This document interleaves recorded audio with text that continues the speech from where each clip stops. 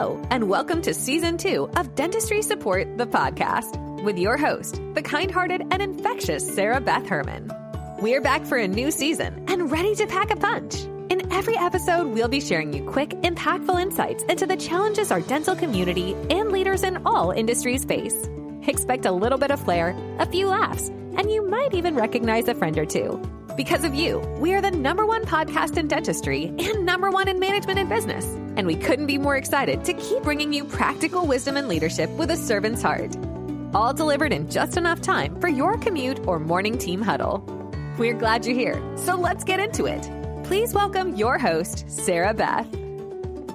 Welcome back to Season 2. We are officially at episode 17. If you're seeing my face for the very first time, if you don't already know me in person, I'm Sarah Beth Herman, your host here at Dentistry Support The Podcast. I have a guest with me today, and I'm so excited for you to meet her. Krissy and I go way, way back into our dental years working together while I was traveling all over the western part of the U.S. And I had a great time getting to know her leadership style. Krissy Andres is our very first guest here on Dentistry Support The Podcast. Today, we're talking about all the good things that come with mentorship, why it mattered to me, what that looks like. Before I get into all of that, I just want to welcome you, Krissy, to the show. Thank you so much for joining us. Yes, thank you for having me. I'm excited. Krissy and I, we always say we never want our phone calls to ever end because we love talking. We just could banter back and forth for hours, right? I appreciate it. I'm here for it. Let me get into why I want to talk about mentorship and why this episode is even titled Get 'Em. It is so easy for me to get stuck in my own head. I have been a person for many, many years, and I think these tendencies still creep in where I just think I know everything, where I think that I am the smartest person and I always know what's best. And honestly, a lot of that is just being full of myself. I always promised myself on this podcast that I would be real with you. I would tell you all of the really true things about myself because I don't think that I'm too different than you, Krissy, or than any of you that are listening. We've all been there before and we all think so highly of ourselves once we get a few years of experience. In previous episodes, I've shared how it's very easy for us after 2 or 3 years in the same position to be like, wow, I am the super expert. I know everything. And everyone just starts coming to you for knowledge. I'm going to take you back to when I worked under a particular chief executive officer who I looked up to in a lot of ways. And at this time, I was the regional director of operations. I was overseeing 33 dental practices at the time. We needed to terminate an office manager. I don't think at the time I knew I was really being mentored, but I look back now and I've realized that in so many scenarios, I've been being mentored all the time. Even you right now, whoever you are listening, you're being mentored by someone. You don't even know it, but 10 years from now, you're going to tell stories about the experience that you're in right now. This employee, we needed to terminate for a lot of different reasons. She, at the time, was pregnant. That was not why we were terminating her, but her pregnancy had taken her down a path where her performance was really rough and she was missing a lot of work. There were a lot of contributing factors that led to that termination, from poor performance to not being able to be at work to sleeping on the job. It had nothing to do with her actual pregnancy, but at the time, all of her excuses came back to that pregnancy. That was a real big challenge, right? Because as moms, we always want to lend grace to whenever someone has to not be at work or if they have doctor's appointments they have to go to. And man, we love our moms. We love those that have babies, those that are going to have babies, those that get pregnant while they work for us. We love that. But there are always needs of the business that we have to keep into consideration. We gave this specific office manager 7 months of excuses, 7 months of hearing the same thing and her not showing up to work and the business not even being able to open multiple days out of a week. That just led to so many different challenges. And so we needed to terminate her. But this specific office manager was so rough. I mean, I was intimidated by her. Absolutely. I was intimidated by her. My chief executive officer came in and said, "Hey, Sarah Beth, we have decided to bring our HR team in and we've decided to move away from this team member. We know we need to terminate her. I'm just going to go ahead and handle this for you." And I was like, yeah, that sounds great. I'm stoked about that. You go ahead and handle that. She was intimidating. The situation was really stressful because she was pregnant and I felt like she was in a protected class. She was. It was devastating for me to have to think about terminating her because she was pregnant. And I did like her as a person, but as an employee on a performance level, she was such a challenge for me. Him offering to terminate her, yes. Let's do this. He can go terminate her. I don't have to feel uncomfortable because who likes firing someone? I don't know a single person that gets any sort of enjoyment out of that. He goes and he fires her. And I just felt such a sigh of relief. Like I didn't have to go do this. He came back and he asked me to meet him in his office. And so I went over, I sat there for an hour and he shared with me all of the ways that I did not measure up as a leader and the expectations he has as a leader that is underneath him.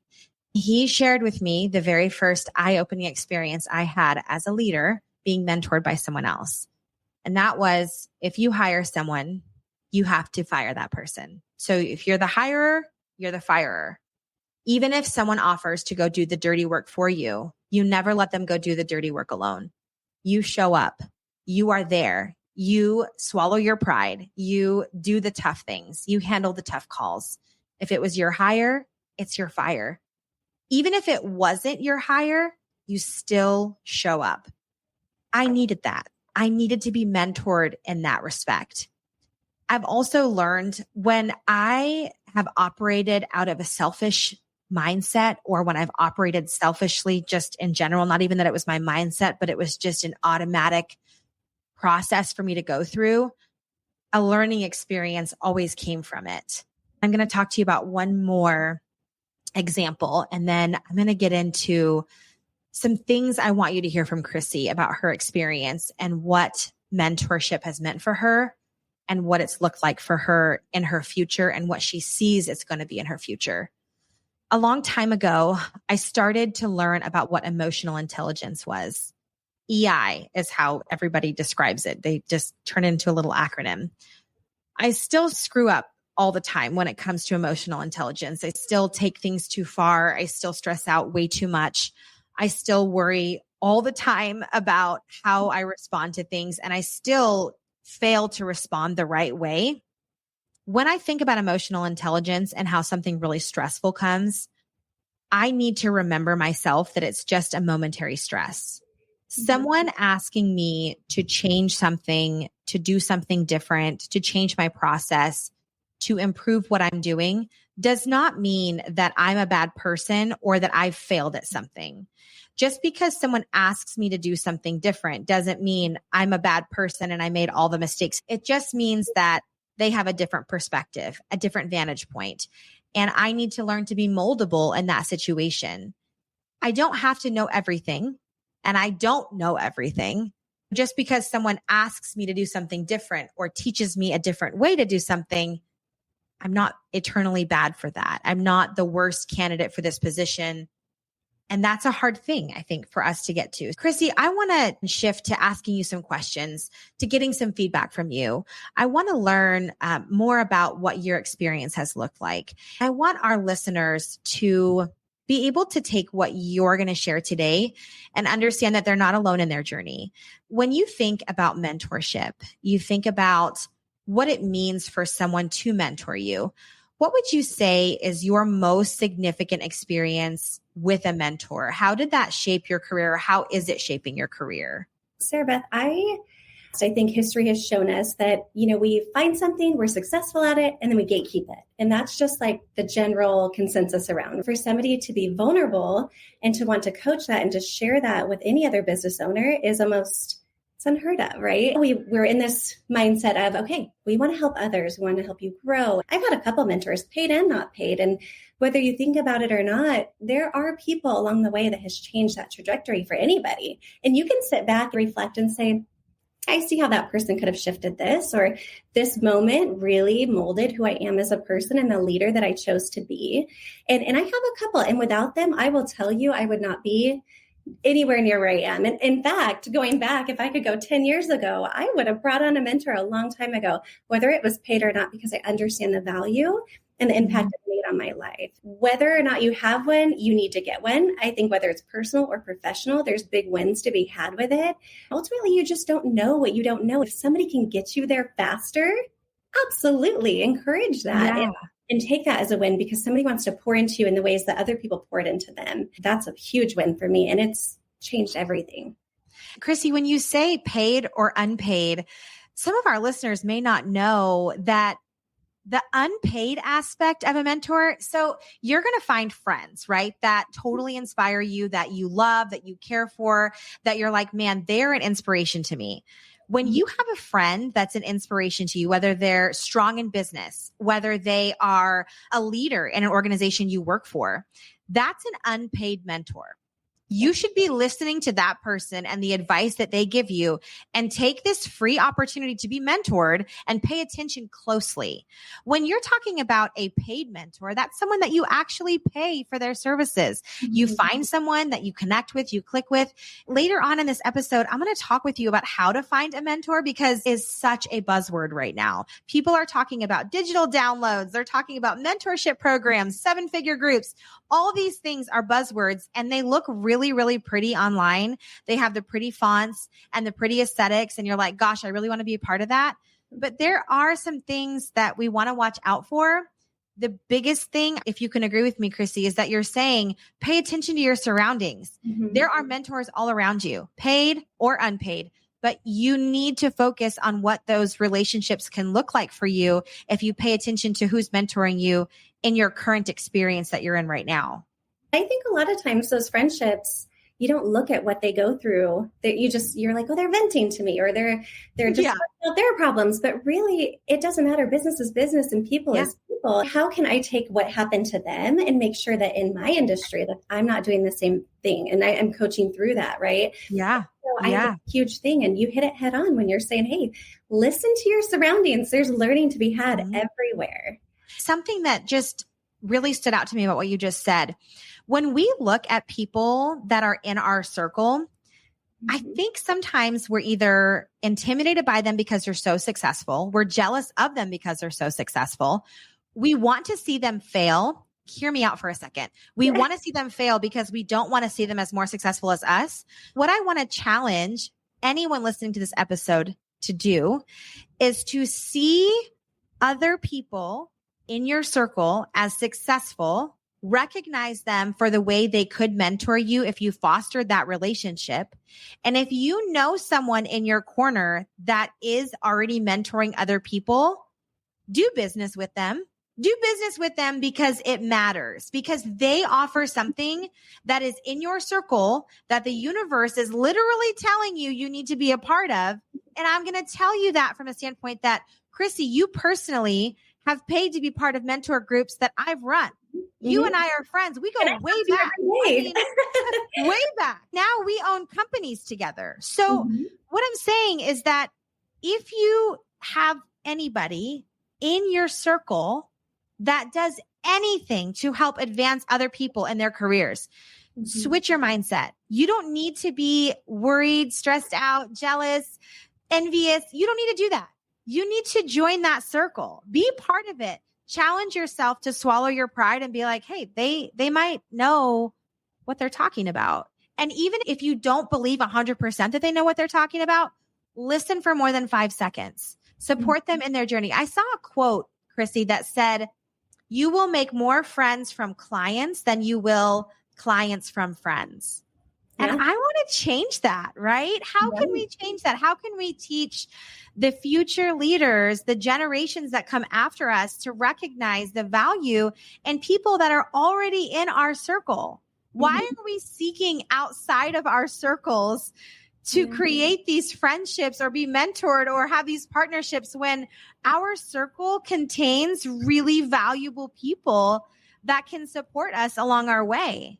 It opens your mind a whole lot more to what's possible. We put our feelings above our heads. Sometimes it takes an outside source to be like, Krissy, you're in your head on this. Like, you've got this. Like, you have the discipline. You have everything going for you to be successful in whatever you're doing. Believe in yourself. And sometimes you just need to say, I've got you. I'm going to cheer you on this moment and I've got you, but I already know that you have this. It's a big deal to have those people in your circle. And if you don't, find them, seek them out. Ask them questions. Krissy, have you ever had an experience where you had something really tough that you either had to handle, you had to address? Maybe you're really embarrassed and you were a crappy person during that situation. And you realize now that if you would have had a mentor, maybe things would be different. Do you have anything like that? And I don't mean to ask you that in a way where like, I want to embarrass you publicly. From a vantage point of people want to relate to other people. And I think when we stand on a platform like this podcast, where we're teaching, we're training other people, we're guiding people along in their journey, we need to have experienced things that allow people to see we're real, because we're in a different place today than we were 20 years ago when we started our journey as career women, right? So share with us, where have you been? What kind of things have you gone through? Tell me. I have some stories, and that's all part of mentorship, right? Is people that have gone through these situations that can coach you through them so it's not as difficult the next time. Some that really stand out, and I'm going to be, you talk about vulnerable, I'm being vulnerable right now. And I still to this day think about it. And I ran into this coworker a couple weeks ago and my heart just broke. The apologies that came from it, because I still think about this moment. So it's crazy that you asked that. I was 22 years old. I worked really hard. I had been in the dental industry since I was 18 years old. I get into this clinical director role. Instantly, in my mind, I'm like, who's my top performers and who's not? This person, she'd been with the company for a while. She just was not my top performer. And I was going places. I'm driving this team. We're doing great things. I felt she was in the back, popping holes out the back. I approached management and I was like, this isn't working out. She's had all this stuff going for her. We give her all the tools of what I thought was the tools at the time. I made the executive decision to recommend letting her go. Mind you, she has a family. I loved her. Just like you said, I love people and I poured into people and I loved what she had to bring to the table. But professionally, like she wasn't guiding my team where I needed it to be. We let her go. And I forever look back at that conversation and I forever look back at that whole situation, because that did change her whole trajectory of her life. She completely got out of the industry and made a whole nother life for herself in a different medical field. I look at that and I go back and I'm like, as the leader I am now with mentorship and the things that I've learned, I would have never done that before. Now that you've experienced working with people on a totally different level, what would you have done differently than the way you terminated her, the circumstances of terminating her? What would be different? I didn't give the benefit of the doubt. I didn't pour into her as the way that a leader should have. The better response would have been, let's have a conversation about this. Let's give you proper training. Maybe you don't know what you don't know. Your reality is your own perception, right? Mm-hmm. And maybe in her head, she thought she was doing great, and who was I to discredit that situation instead of giving her the benefit of the doubt and say, hey, you know what? You're not quite where I need you to be, but I'm going to coach you. I'm going to hold your hand and I'm going to push you through and I'm going to make you successful.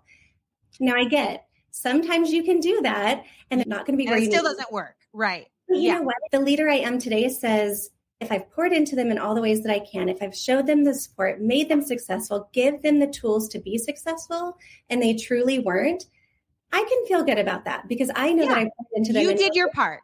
You did everything you could and it still didn't work out. I completely threw her to the wolves and said, and I, to this day, like I said, I feel horrible. But you know what? That changed me because I vowed that I would never in a million years do that to another team member as long as I live. And that's been my platform. Bringing to people has been so successful for me because you know your priority, you know the things that caused you to fail before, and you know what to do to ensure that they don't fail as well. I think it's so important for us to take a second to realize that, man, I could have done something different in that leadership to really impact it and make that person the very best version of themselves. But I also think about the other side of us. When I was first a leader, I was so scared to say to someone, you're not where I need you to be right now. This is where I need you to be. I'm going to help you get there, but I need you to trust me. And I need you to know that you're committed to my leadership to get you there. I was never brave enough to say that. Yeah. It was easier to just fire someone, go interview, find someone I liked in an interview, make them my protege and move on. That was easier to me. But the generational leader I am today says absolutely not. If you are gifted a person that is going to be under your leadership, you must be determined to give them every portion of you because you're trusted with leadership. I'm glad you brought that up because think about when you bring on a team member, you get their resume, you interview them, and you fight for them. You see what value do they bring to the table that I can incorporate into my team, and you fight for that person to be on your team. Yeah. Why are we so quick to fire when we fought so quick to fire for them? We need to be quick to hire, slow to fire. If you see something in someone, hire them, bring them on. Yes. You need to hire them with intentionality.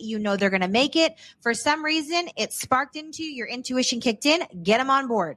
Right. If you do that, though, do not fire them as fast as you hired them. You need to take the time to invest in them. I've had employees for years. I have one employee. She's my longest employee I've ever had. She has been with me for almost 10 years. That is an extremely long time to hold on to someone. And I have mentored her and guided her. She came to me with no dental experience. She's now my chief operating officer.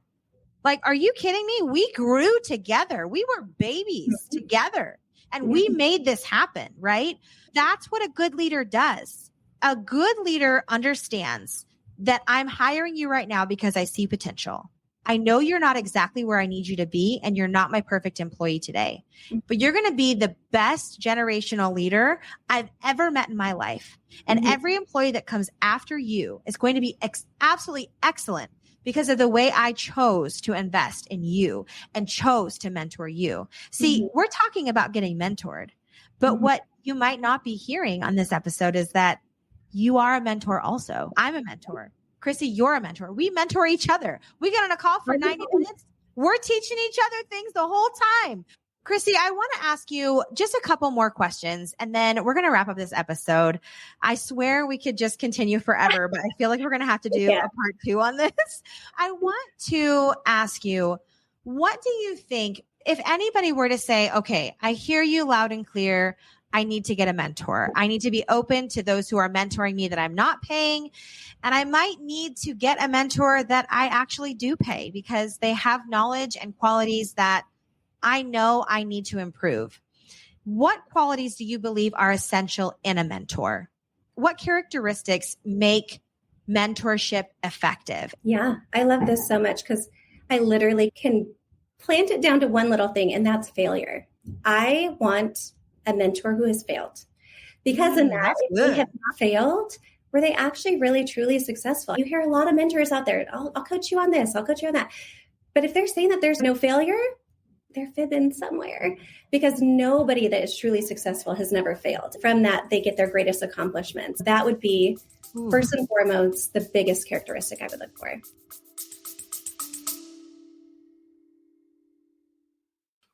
And so used to having everything in front of them right away that we forget that innovation just takes time. I myself, I get frustrated too. Why? And this as being one of my best friends is, hey, I talk to you all the time. Hey man, I'm frustrated in the fact that I can't seem to just get there in the next day. But that's just not how these things work, right? Innovation needs to be planned out. It needs to be very methodical. And then when it finally hits, that's when it seems like to everyone else that it sort of just came out of nowhere. But to you, the amount of dedication that it took over that time.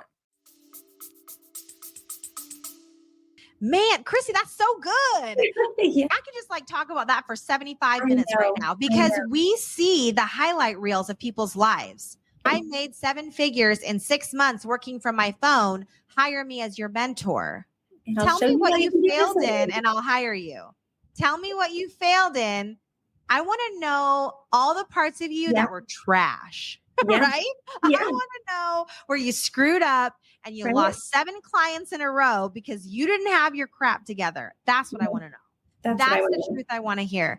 I want you to get your pretty fonts that you got from Canva and your gloriously, perfectly posed branding photos. And I want you to trash them and tell me the nitty gritty of who you are and how you took that and you made that into $1 million. That's what I want to know. If they want a mentor, they want to know how you got there. And if you don't have those stories of how you got there, how are they supposed to get there?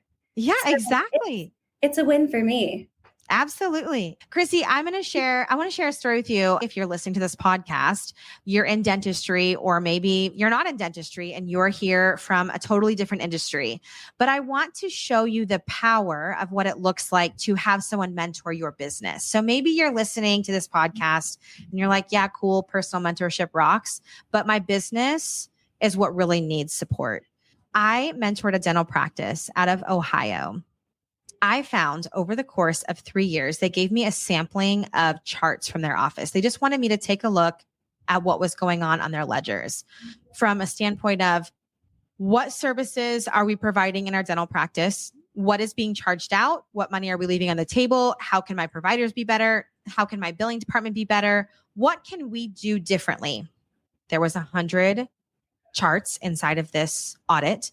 And from that 100 charts, I learned that over the course of 3 years, this office lost $276,000 by not charging out x-rays properly. When it came to simple procedures, if you're in a dental office, there are crowns done daily, right? When you do a crown, there's other procedures that go along with that crown, like a buildup. Simple, standard, right? Crown and buildup. I audited these charts, and nearly all of them would say in the clinical notes that they did a crown, a buildup. I would go to the ledger, and the ledger would have a crown only. There would be no PAs listed or build out.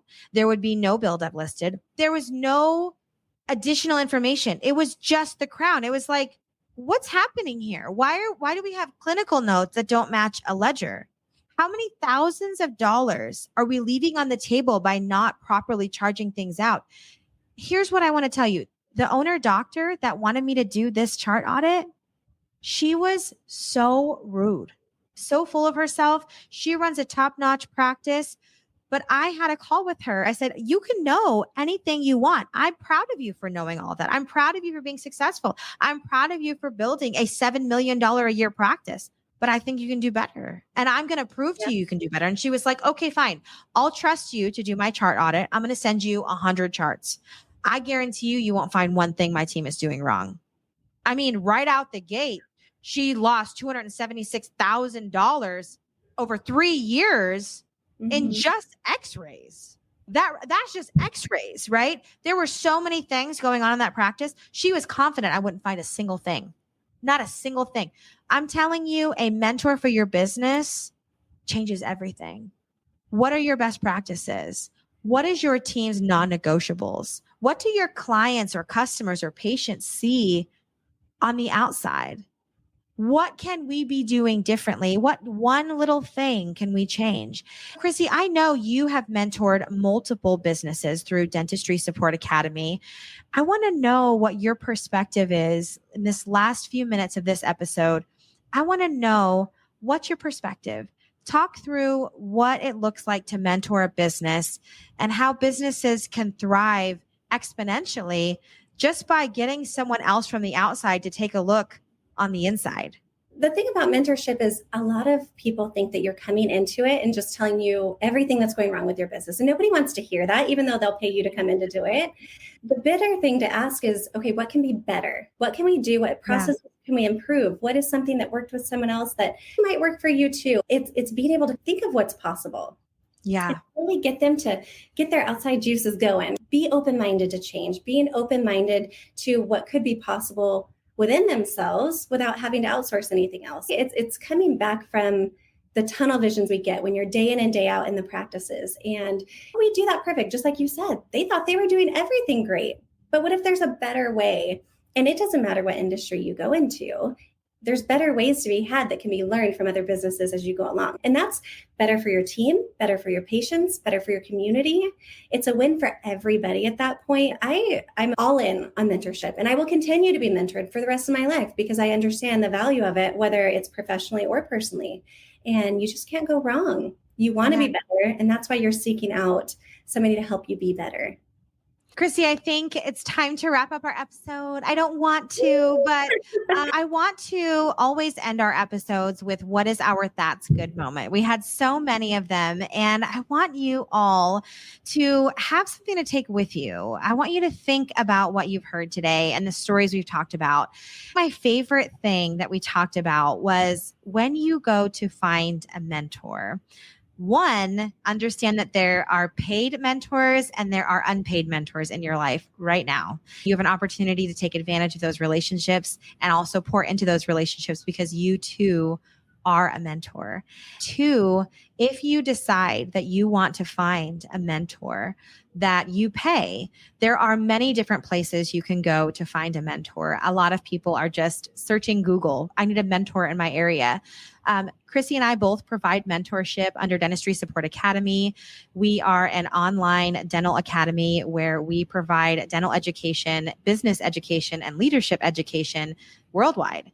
And we would love for you to be a part of one of our mentorship programs. The most important thing, even if you don't choose to be with Dentistry Support Academy, Krissy or myself, the biggest thing I want you to know is find a mentor who's had failure. Krissy brought up a great point. Above all, they can tell you all the money that you will make as a result of your experience with them. They can tell you all of the things that will come of your business as a result of learning under their leadership.